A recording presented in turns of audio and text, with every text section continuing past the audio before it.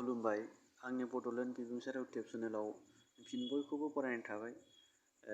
आं भिडिअ बानायिया जोबोर गोबाव जाबायमोन, नाथाय बानायनो होननानै दिनै फिसा टपिक लानानैबो बानायनाय जाबाय।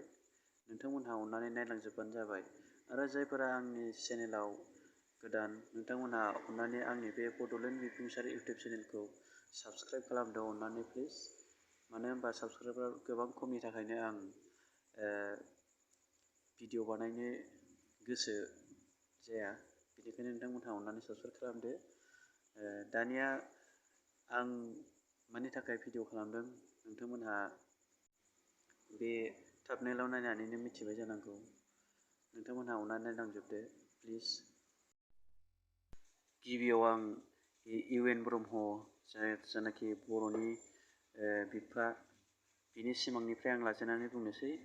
जायनाखि बिथांनि सिमाङा जाबाय जोंनि बर' हारिनि गासै फारफ्रोमथिं बिथिंनिफ्राय लानानै सेफगार्डनि थाखाय मोनसे आलादा बर' रायजोमोन। जायनाखि बे बर' रायजोखौ लानानै बिथाङा गेदेर सिमां सुजुदोंमोन।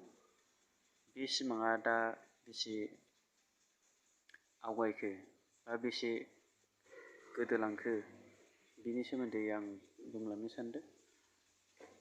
जायनाखि दानि आबहावाखौ नायब्ला थारलायै बड'लेण्ड सिमाङा, इउ.एन. ब्रह्मनि बड'लेण्ड सिमाङा गोमालांबाय बा बुथारजाबाय होननानै जों साननानै लानो हायो आरो। मानो होनबा गोबां दैदेनगिरिफोरा जायनाखि दासान्दि सोलिबाय थानाय BTC बा BTR-खौ लानानैनो गोजोननाय बायदि मोनबाय। मानो होनबा बिथांमोननि खुगायाव बड'लेण्डनि सोदोबा, आलादा बड'लेण्ड रायजोनि सोदोबा फैनो नागिरा। बेनिखायनो साननो लागा बाथ्रा। राजखान्थि बिथिंनिफ्राय नायजेनोब्ला हाग्रामा सारआ बुंदोंमोन, माखासे क्राइटेरिया गैयिनि थाखाय बड'लेण्डखौ 110 खोन्दो बड'लेण्ड मोना होननानै बुंदोंमोन। आरो दानाखि सोलिबाय थानाय BTR-नि गाहाय प्रमद बर' सारआ डाइरेक्टलि बड'लेण्ड मोना होननानै बुंनो हायाखैब्लाबो बिथांनि माखासे बुंनायफ्राव जों हमनो हायो। जाय सानसे बिथाङा एबसुआव थानानै आसामजों 1 सेकेन्डबो थानो हाया होननानै स्ल'गान होबोदोंमोन। सासे MP देरहायाब्ला बेसेबांबा बोसोर फावसायनानै थासिगोन जोंनि बड'लेण्ड होननानै बुंबोदोंमोन। नाथाय दा बिथाङाबो एसे जानगाराव दङ। मानो होनबा दानसे दाननैनि सिगां बिथाङा बुंदों हिमन्त बिश्व शर्माया घन्टायाव 300 किल'मिटार खारो, नाथाय जोंनि दैदेनगिरि बा MPफ्रा घन्टायाव 50 किल'मिटार खारोब्ला 100 जोनबाबो सौहैनाय नङा होननानै बिथाङा बे बाथ्राखौ बुंदोंमोन। बे बाथ्रानिफ्राय सानोब्ला बिथाङाबो इनडाइरेक्टलि माबा मोनसे बाथ्राखौ फान्दायनानै बुंहरनाय बायदि मोनदों आरो। थारमाने बिथाङा दि सिगाङाव बुंदोंमोन MP देरहायाब्ला जोंनि बड'लेण्ड सिमाङा बेसेबांबा बोसोर फावसायनानै थागोन होननानै बुंदोंमोन। नाथाय दा बिथाङा दि बुंदों MP BTC-आव बा BTR-आव MP गैयिनि बाथ्राया गोजाम नङा, गोदान नङा होननानै बुंदोंमोन।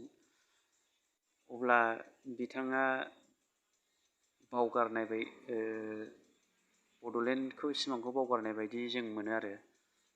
मानो होनबा बे बाथ्राया फैथावा दि सासे MP-आ दि जोंनि बड'लेण्डनि सोमोन्दै दिल्लीयाव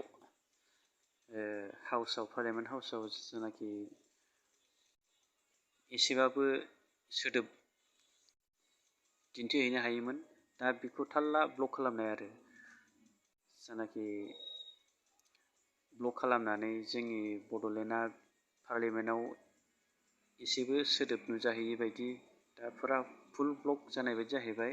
मानो होनबा दा हिमन्त बिश्व शर्माया देरहाबाय, हिरा शर्माया देरहाबाय,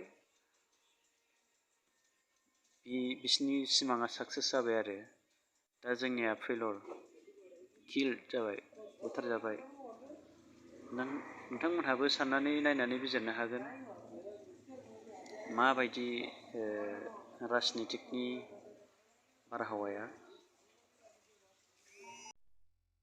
गोबां सुबुंफ्रा आरो गोबां दैदेनगिरिफ्रा बुंनो सानोदि BTC एबा BTR बेखौनो गोबां खस्थ' नाजानायनि गेजेरजों बा गोबां मुंख्लं जानायनि गेजेरजों बा गोबां आइजोफ्रा जिनाहारि खालामजानायनि गेजेरजों सोरजिनाय बा मोननाय होननानै साननानै लायो।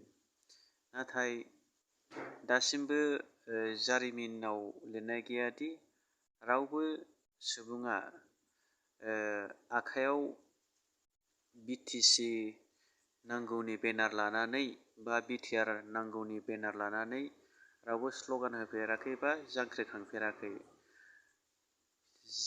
जानाखि स्ल'गान होदों, जांख्रिखांदों, अनलि आलादा रायजो बड'लेण्डनि थाखायल'सोमोन। डिभाइड आसाम 50-50 बिनि बेनारल'सो जों नुयोमोन, BTC बा BTRनि नङामोन। बेखायनो बेबायदि बुंनाया गोरोन्थि जागोनदि BTC बा BTRखौ जोबोद खस्थ'नि एबा मुंख्लं जानायनि बा आइजोफोर जिनाहारि खालामनायनि गेजेरजों मोनदों होननाया जोबोद गोरोन्थि। मानो होनबा बिसिनि बेसेना दाबो सुख'जानो हायि। मानो होनबा बिसिनि थैबावनायनि बेसेना दाबो थोजासे नङा। बिसिनि थोजासे बेसेना सुख'जागोन खालि आलादा रायजो बड'लेण्डनि बेसेनजोंल'। आरो आं बेजों लोगोसे फंसे खोथाखौबो बुंनो सानदोंदि जायफोरा बड'लेण्ड सिमांनि गोजानाव जाबाय, जायफोर दैदेनगिरिफोरा बड'लेण्डखौ सापर्ट खालामला, बिथांमोनहा बड'फानि मुसुखायाव मान बावनायखौ गारनायानो मोजां एबा थांथारियानो मोजां। सरि, बिदिबो बुंद्रायनो हालायनाय नङा। मानो होनबा गोबां दैदेनगिरिफ्रा मुसुखायाव मान बावनायनि मुङै गोसोजों गोसो जानांगौ खेमा बिनो थाङो। जेरै सरि, नोंथांनि सिमांखौ जों फेलें खालामनाय जाबाय, जाफुंहोनो हायासै, बेफोरबायदि खेमा बिनो थाखाय थाङोबो जानो हागौ। बिथांमोना थांथों। स' गाइस, बिदिब्ला आं बेखिनिखौनो बुंनानै दोनथ'नोसै। माखासे खोथा बाथ्रा दङमोन, बेखौ इयुननि भिडिअ'आव बुंनोसै। नोंथांमोनहा इयुननि भिडिअ'खौबो नेनानै थादो।